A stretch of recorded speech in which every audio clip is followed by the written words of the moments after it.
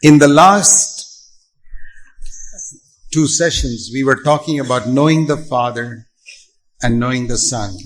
கடந்த 2 கூட்டங்களிலே நாம் பிதாவை அறிந்து கொள்வதை பற்றியும் குமாரனை அறிந்து கொள்வதை பற்றியும் நாம் தியானித்தோம். And we saw how we need to know God as our own Father. தேவனை நம்முடைய அப்பாவாக அறிந்து கொள்வது எப்படி என்று பார்த்தோம். And we are to look unto Jesus and live as he lived on this earth. இயேசுவை நோக்கி பார்த்து அவர் எப்படி இந்த உலகத்திலே வாழ்ந்தார் என்பதை நாம் கற்றுக்கொள்ள வேண்டும். So now we have seen the standard God wants. இப்பொழுது தேவன் நம்மிடத்திலிருந்து எதிர்பார்க்கக்கூடிய தரத்தை நாம் விளங்கிக் கொண்டோம். So next question that comes to our heart is this. ஆகவே நம்முடைய உள்ளத்திலே எழும்புகிற இன்னொரு கேள்வி என்னவென்றால், how can we live up to this standard? இந்த தரத்திற்கு ஏற்றாற்போல் எப்படி வாழ முடியும்? This is so impossible. இது கூடாத காரியமா இருக்கிறது.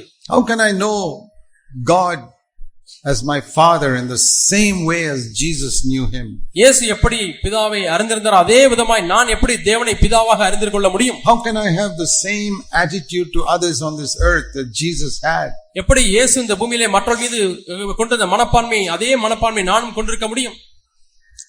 Then we come to the Holy Spirit. அப்பொழுது நாம் பரிசுத்த ஆவியானவரிடத்திற்கு வருகிறோம். We need to know the presence of the Holy Spirit with us all the time. நம்மிடத்திலே பரிசுத்த ஆவியானவருடைய பிரசன்னத்தை எப்பொழுதும் கொண்டிருக்கிறவர்களாக அதை அறிந்து கொள்வது நல்லது. If God did not send the Holy Spirit on the day of Pentecost, பெந்தெகோஸ்தே நாளிலே தேவன் பரிசுத்த ஆவியானவரை அனுப்பாதிருந்தால் we would not know God as our Father, தேவனை நம்முடைய அப்பாவாக அறிந்து கொண்டிருக்க முடியாது. and we would not be able to follow in Jesus' footsteps. இயேசுவின் அடிச்சுவடுகளிலேயும் நாம் பின்பற்ற முடியாது. So when this is the standard God has made, he has also given us the power to live up to that. ஆகவே இந்த தரத்தை தேவன் நமக்கென்று நியமித்திருக்கும் பொழுது அதற்கேற்றாற்போல் வாழ்வதற்கு தேவன் நமக்கு வல்லமையும் தருகிறார்.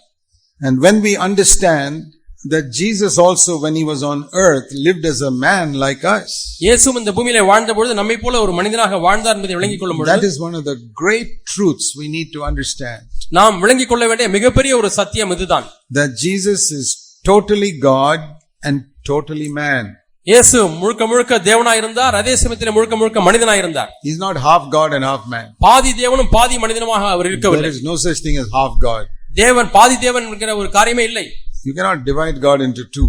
தேவனை இரண்டாக பிரிக்க முடியாது. He was fully God. அவர் முழுமையாக தேவனாய் இருந்தார். But he lived on earth fully as a man. ஆனால் இந்த பூமியிலே முழுமையாக மனிதனைப் போலவே அவர் வாழ்ந்தார். If you don't see that, you will not have faith that you can live like he lived. பார்க்கவில்லை என்று சொன்னால் அவர் வாழ்ந்தது போல நானும் வாழ முடியும் என்ற விசுவாசத்தை நாம் கொண்டிருக்க முடியாது. Because when you read a verse like this in 1 John chapter 2, 1 யோவான் 2ஆம் அதிகாரத்தில் இது போன்ற ஒரு வசனத்தை நான் வாசிக்கும் பொழுது 1 John 1 யோவான் chapter 2 and verse 6, 2ஆம் அதிகாரம் 6ஆம் வசனம். it says here, he who says he abides in him must walk as he walked. அவருக்குள் நிலைத்திருக்கிறேன் என்று சொல்லுகிறவன் அவர் நடந்தபடியே தானும் நடக்க வேண்டும். What does it say in that verse? இந்த வசனத்தில் என்ன பார்க்கிறோம்? If you say you're a Christian, நீ ஒரு கிறிஸ்தவன் என்று சொன்னால் you must live on this earth just like Jesus lived. இயேசு எப்படி வாழ்ந்தாரோ அதே போல நீங்களும் இந்த பூமியிலே வாழ வேண்டும். That is what we have preached in the church for 30 years. இதைத்தான் நாம் சபையிலே 30 ஆண்டுகளாக பிரசங்கித்துக் கொண்டிருக்கிறோம். We started our first church in Tamil Nadu in Tuticorin in 1983. 1983ஆம் ஆண்டிலே தூத்துக்குடியிலே முதலாவதாக நம்முடைய சபை ஆரம்பித்தோம். And from there many other places like Nanilam and others.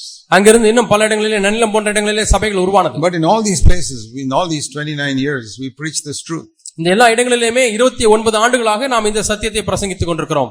That we have to walk as Jesus walked. இயேசு நடந்தது போலவே நாமும் நடக்க வேண்டும். Because the Bible says that. ஏனென்றால் வேதம் அப்படி சொல்லுகிறது. And when you look at that, immediately your mind says impossible. நீங்கள் இதை பார்க்கும் பொழுதே உங்களுடைய மனது இது கூடாத காரியம் என்று சொல்கிறது. Why? ஏன்? Because your mind says he was God. How can we walk like him? அவர் தேவனாய் இருந்தார், அவரை போல எப்படி நாம் நடக்க முடியும்? Yes, he was God. ஆம், அவர் தேவன்தான். When we are not God. நாம் தேவன் அல்ல. But what we need to know is he did not use his power as God when he lived on this earth. ஆனால் நாம் என்ன அறிந்து கொள்ள வேண்டும் என்று சொன்னால், அவர் இந்த பூமியிலே வாழ்ந்த பொழுது தேவனாயிரும் தேவனுக்கென்று இருக்கக்கூடிய வல்லமைகளை அவர் பயன்படுத்தவில்லை. Let me use an example. ஒரு உதாரணத்தை உங்களுக்கு நான் சொல்லுகிறேன். Supposing an angel comes to this earth. ஒரு தூதன் இந்த பூமிக்கு வருகிறார் என்று வைத்துக் கொள்வோம். Can he teach you how to swim? அந்த தேவதூதன் எப்படி நீச்சல் அடிப்பது என்று உங்களுக்கு சொல்லிக் கொடுக்க முடியுமா? Yes or no? முடியுமா முடியாதா? ஆமாவா இல்லையா? Supposing he flies across the river and says, "Follow me." இந்த ஆற்றிலே அப்படியே அந்த ஆற்றை கடந்து செல்கிறார், என்னை பின்பற்று என்று அந்த தூதன் சொன்னால் He flies across. அவன் அந்த ஆற்றின் மேல் பறந்து போகிறான். You say, "I can't fly. என்னாலே உன்னை போல பறக்க முடியாது" என்று சொல்லுவோம். I don't have any wings like you. தூதனே, உன்னை போல எனக்கு ரெக்கைகள் இல்லை. If I go in, I go down. உன்னை போல நான் போக முயற்சித்தால் நான் முழுகி விடுவேன். So what will I tell that angel? அந்த தூதனை பார்த்து நான் என்ன சொல்லுவேன்? If you want to teach me how to swim, நான் நீ கற்றுக் கொடுக்க வேண்டுமானால் you first get rid of your wings முதலாவது உன்னுடைய ரெக்கைகளை கழற்றி வைத்து விடு. and take a body like mine. என்னை போல ஒரு சரீரத்தை நீ எடுத்துக்கொள். And then go into the river and show me how to swim. அதற்கு பிறகு இந்த ஆற்றிற்குள்ளாக சென்று நீந்த எப்படி என்று கற்றுக் கொடு. Then I can learn. அப்பொழுது நான் கற்றுக்கொள்ள முடியும். But an angel cannot teach us how to swim otherwise. ஆனால் ஒரு தூதன் நமக்கு கற்றுக்கொள்ள வேறு விதத்தில் கற்றுக் கொடுக்கவே முடியாது. So if Jesus came to earth, இயேசு இந்த பூமிக்கு வந்தார், he was like God only. அவர் முழுமையாக தேவனைப் போல மட்டுமே இருக்கிறார் என்று வைத்துக் கொள்வோம். God can never sin. தேவனால் பாவம் செய்ய முடியாது. And he says, "Follow me." அவர் என்னை பின்பற்று என்று சொன்னால் that is as impossible as the angel telling me to follow him. அந்த தூதன் என்னை பின்பற்று என்று சொன்னால் எப்படி என்னால் முடியாதோ அதே போல தான் தேவனும் என்னை பார்த்து பாவம் செய்யாது என்று சொன்னால் அதுவும் முடியாது. Supposing I can lift 35 kilos suitcase. நான் 35 கிலோ எடையுள்ள சூட்கேஸை பெட்டியை தூக்குகிறேன். And I ask my 2-year-old child, "You also lift 35 kilos." இந்த 2 வயது பையனை பார்த்து நீயும் இந்த சூட்கேஸை தூக்கு 35 கிலோ என்று சொன்னால் how can he do it? அவன் எப்படி தூக்குவான்? So do you think God is telling us something impossible here, that we must walk as Jesus walked? இயேசு நடந்தது போலவே நாம் நடக்க வேண்டும் என்று ஆண்டவர் இங்கே சொல்லுகிறாரே வார்த்தையிலே, நம்மால் கூடாத ஒரு காரியத்தை முடியாத ஒரு காரியத்தை சொல்லுகிறாரா? Will you tell your little child to lift up 35 kilos? உடைய சின்ன குழந்தையை பார்த்து 35 கிலோவை தூக்கு என்று சொல்லுவீர்களா? No. இல்லை. How can God tell you to walk as Jesus walked? எப்படி இயேசு நடந்தது போல நீங்களும் நடங்கள் என்று எப்படி தேவன் சொல்ல முடியும்? How can he tell you to fly like an angel across the river? ஒரு தூதன் பறப்பது போல இந்த ஆற்றை கடந்து செல்வது பறந்து சென்று கடப்பது போல எப்படி நீங்கள் செய்யுங்கள் என்று சொல்ல முடியும்? We who are evil fathers and mothers will not tell our children impossible things. பொல்லாத பெற்றோர்களாகிய தகப்பன் தாயாகிய நாம் கூடாத காரியத்தை நம்முடைய பிள்ளைகள் செய்ய முடியாது சொல்ல மாட்டோம். God will never do it. தேவனும் ஒருபோதும் செய்வதில்லை. He is a loving father. அவர் அன்பான தகப்பன். He is better father than all of us. நம்ம எல்லாரை காட்டிலும் அவர் மேன்மையான ஒரு தகப்பன். So when I read a verse like this, இது போன்ற ஒரு வசனத்தை நான் வாசிக்கும் பொழுது the devil shouts in my ears, "Impossible, impossible, impossible." இப்படி முடியாது, கூடாத காரியம் முடியாது என்று சொல்லி பிசாசு பல இடங்களிலிருந்து சத்தம் போட்டு சொல்லுகிறான். Like he is telling you right now. இப்பொழுதே உங்களை பார்த்து சொல்லுகிறான் அல்லவா? Impossible, impossible. இயேசு நடந்தது போல நடக்க முடியாது, முடியாது என்று சொல்லி. But God's Holy Spirit says, ஆனால் தேவனுடைய பரிசுத்த ஆவியானவர் சொல்லுகிறார், possible. முடியும். You can't do it in your own strength. உன்னுடைய சொந்த வல்லமையிலே அப்படி செய்ய முடியாது. If I give you my power, நான் என்னுடைய வல்லமையை உனக்கு கொடுக்கும் பொழுது, the same power I gave to Jesus when he was on the earth, இயேசு இந்த பூமியிலே இருந்த பொழுது அவருக்கு எந்த வல்லமையை கொடுத்தேனோ அதே வல்லமையை you can do it. அதே வல்லமையினால நீ செய்ய முடியும். You see these fans that go around and give us some air? இங்கே ஃபேன் சுற்றுகிறது, நமக்கு காற்று கொடுக்கிறது. You know, about 100-200 years ago, 100-200 ஆண்டுகளுக்கு முன்பாக there was no electric fan, no electricity. மின்சாரமே கிடையாது. மின்சார விசிறி எங்கே? So, but these old kings in India, இந்தியாவிலே அந்த காலங்களிலே வாழ்ந்த ராஜாக்கள், you know, when they felt hot, அவள ரொம்ப உஷ்ணமா இருக்கும் பொழுது they had a special type of fan அவளுக்கு ஒரு விசேஷித்த காற்றாடி இருக்கும். that will turn and turn and turn and turn. அது சுற்றிக் கொண்டே இருக்கும். You know how it kept on turning? அந்த விசிறி எப்படி சுற்றிக் கொண்டே இருக்கிறது தெரியுமா? It was tied with some ropes and all. அது கயிறுகளினாலே கட்டப்பட்டு அங்கே பின்னால் அந்த கயிறு போகிறது. Behind in the curtain one man will be pulling and pulling and pulling and turning the fan. திரைக்கு பின்னால் ஒரு மனிதன் அந்த கயிறை இழுத்துக் கொண்டே இருப்பான். Okay, how long can he do it? After about half an hour he gets tired. அரை மணி நேரம் இழுத்த பொழுது கை வலித்துவிடும், Or சலிப்படைந்து even 15 minutes he'll get exhausted. 15 நிமிஷம் அந்த ஃபேனை சுத்தினாலே அவனுக்கு களைப்படைந்து விடும். But these kings have got so many slaves. ஆனால் அந்த நாட்டிலே ராஜாக்களுக்கு எவ்வளவோ அடிமைகள் இருந்தார்கள். So he will sit down, another fellow will take over. அவன் உட்கார்ந்தோனே இன்னொரு அடிமை எழுப்பான். And it'll go on like that and the king can sit and enjoy this fan. அப்படி அடிமைகள் ஒவ்வொருவராய் மாறி மாறி சுற்ற ராஜா ஹாயாவாக உட்கார்ந்து சந்தோஷித்துக் கொண்டிருப்பார். But today how easy it is. ஆனால் இன்றைக்கு எவ்வளவு எளிமையா இருக்கிறது பாருங்கள். We don't need to be a king, just put on a switch and the fan run. உங்களுக்கு மின்சார விசிறி சுற்ற வேண்டும் என்று சொன்னால் நீங்கள் ராஜாக்களாக இருக்க வேண்டும் என்று தேவையில்லை. யார் வேண்டுமானாலும் சுவிட்சை போட்டால் ஃபேன் சுத்தும். That is the difference between man trying to do God's will and doing it in the power of the Holy Spirit. மனிதன் தேவ சித்தத்தை செய்ய முயற்சிப்பதற்கும் தேவனுடைய வல்லமையினாலே தேவ சித்தத்தை செய்வதற்கும் இதுதான் வித்தியாசம். Why is it you found it so difficult to overcome some temptation? சில சோதனைகளை ஜெயிப்பதற்கு ஏன் உங்களுக்கு அவ்வளவு கஷ்டமாக இருந்தது? Why is it you say, oh, I want to overcome my anger, but I fall? கோபத்தை மேற்கொள்ள வேண்டும் என்று விரும்புகிறேனே, ஆனாலும் விழுந்து விடுகிறேனே என்று ஏன் சொல்லுகிறீர்கள்? Or you men, you say, I don't want to lust after women, but I'm falling all the time. நான் கண்களினாலே இச்சிக்க கூடாது என்று நினைக்கிறேன், ஆனாலும் விழுந்து கொண்டே இருக்கிறேனே, ஏன்? You know the reason? காரணம் தெரியுமா? You try for some time and you succeed and then you fall. நீங்கள் முயற்சிக்கிறீர்கள், முயற்சி கொஞ்சம் ஜெயிக்கிறீர்கள், அதற்கு பிறகு விழுந்து விடுகிறீர்கள். It's because you're trying to turn this fan with your hand. ஏனென்றால் கையிலேயே கயிறை இழுத்து அந்த விசிறியை சுற்றுகிறீர்கள். Everybody will get tired after 15 minutes.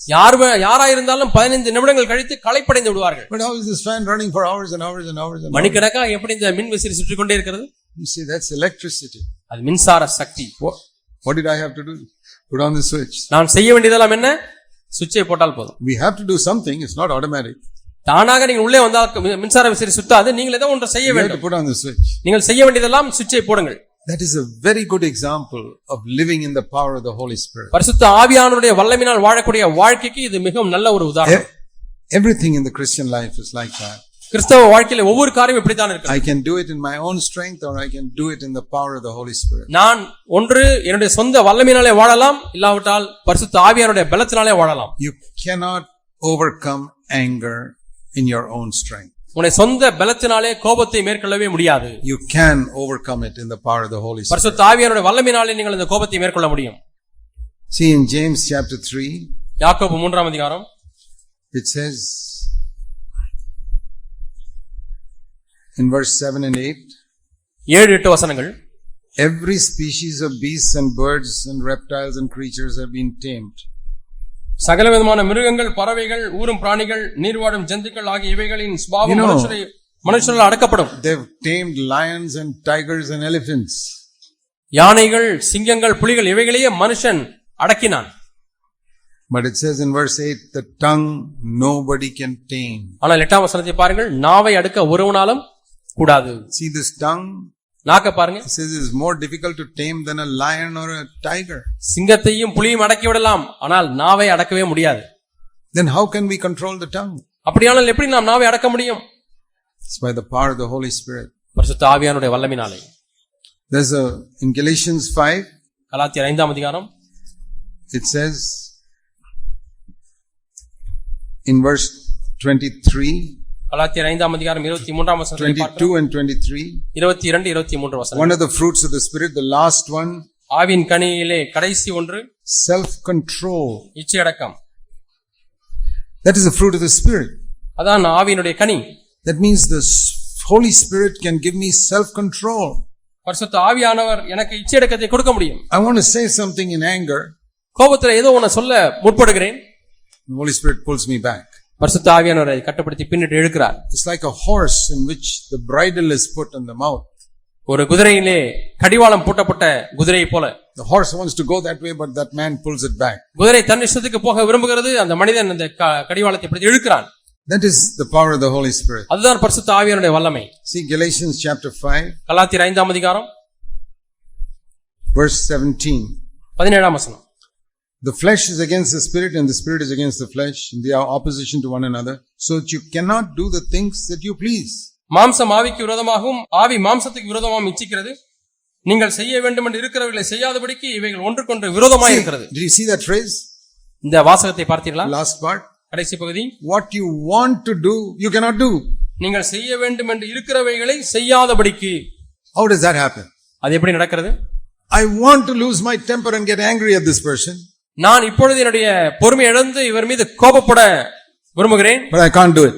ஆனாலும் செய்ய முடியவில்லை. Because like the horse is pulled back, the Holy Spirit pulls me back. குதிரையை பின்னிட்டு இழுப்பது போல இப்பொழுது பரிசுத்த ஆவியானவர் உங்களை பின்னிட்டு இழுக்கிறார். Or you want to lust after that girl, the Holy Spirit pulls you அந்த back. பெண்ணை இச்சையோடு பார்க்க வேண்டும் அல்லது இச்சிக்க வேண்டும் என்று விரும்புகிறீர்கள், ஆவியானவர் பின்னிட்டு Or you இழுக்கிறார். want to do something wrong and the Holy Spirit pulls you back. தவறு ஒன்றை செய்ய விரும்புகிறீர்கள், ஆவியானவர் உங்களை பின்னிட்டு இழுக்கிறார். What a wonderful thing that is. என்ன அற்புதமான காரியம் இது. The Holy Spirit protects us. பரிசுத்த ஆவியானவர் நம்மை பாதுகாக்கிறார். You know how if you're walking with your children near a busy road, you have to pull the child back if it's trying to accidentally cross the road. வாகன நெருக்கம் மிகுந்த ஒரு சாலையில் நடந்து கொண்டிருக்கிறீர்கள், பிள்ளைகளோடு கூட வண்டி வேகமாக வரும்போதெல்லாம் நீங்கள் உங்கள் பிள்ளைகளை கையை பிடித்து இழுக்கிறீர்கள். அவர்களை மெதுவாக போக It's a சொல்லுகிறார். wonderful thing though to be filled with the Holy Spirit. பரிசுத்த ஆவியானவரால் நிரப்பப்பட்டிருப்பது என்பது அற்புதமான ஒரு காரியம். Pulls you back from things that you want to do wrong. நீங்கள் செய்ய வேண்டும் என்று இருக்கக்கூடிய தவறுகளை செய்யாதபடிக்கு அது ஆவியானவருடைய வல்லமை எடுக்கிறது. That is one side. அது ஒரு புறம். The other side is மறுபுறம் somewhere where I don't want to go. He helps me to go. நான் போக வேண்டாம் என்று நினைக்கிறேன், அங்கே போவதற்கு உதவி செய்கிறார். But without the Holy Spirit, பரிசுத்த ஆவியானவர் இல்லாமல் you will just do whatever you please and keep on sinning. நீங்கள் என்ன விரும்புகிறோ அதையே செய்து கொண்டே இருப்பீர்கள், தொடர்ந்து பாவம் செய்து கொண்டே இருப்பீர்கள். So I think many of us, we really want to live a holy life. நம்மளே அநேகர் உண்மையாலுமே பரிசுத்த வாழ்க்கை வாழ விரும்புகிறோம் என்றுதான் நான் நினைக்கிறேன். Let's pray. நாம் ஜெபிப்போம்.